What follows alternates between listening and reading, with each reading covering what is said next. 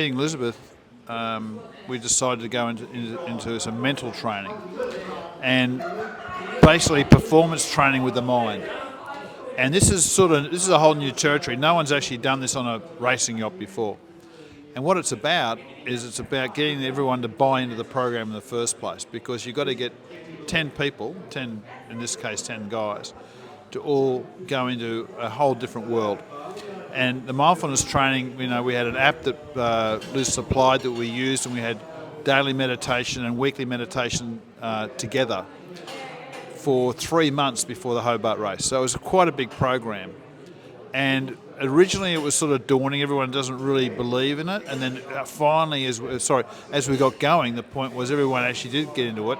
And it was actually quite a big thing for us. And what we learnt during the race, and there were some facts found and things we dragged out of it, was there were some real key indicators in the mindfulness training in regards to get everyone on the same page. So we had all these acronyms we used, almost like a war cry. So what we wanted to make sure was when people were actually all together and there was some sort of disturbance on the yacht, we really wanted to ensure that everybody could just remain calm. That's a really big thing, and stay focused. But one of the things was actually to basically slow down to speed up. You had to actually think about what you're going to do and get everyone to actually accept that things aren't going to go right. And I struggled with that a little bit individually. It took me a while to get onto it, but we learnt very quickly that we did a lot better job if we just remained calm and were very clear and a lot of clarity.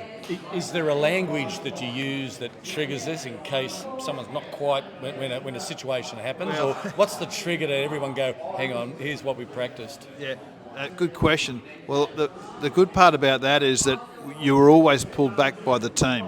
So if you stepped out of line and you actually raised your voice and got a bit aggro, they go, whoa, whoa, whoa, back to the training. So everyone sort of knew that. So that was all kept in the front of mind. And the other thing we learnt was to accept that things weren't always going to be perfect, because when you're racing, the stigma I see a lot on racing boats is there's a skipper steering the boat, and something goes wrong and the skipper starts yelling, and then it goes down the train, through to the person that's actually got the task at hand.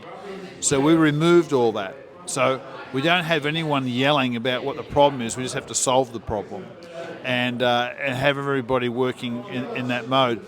The second thing we learnt was, the windier it got and the more frenetic it got, you actually had to slow down even more, because if you took things slower and then ensured that everything was right, you don't make mistakes.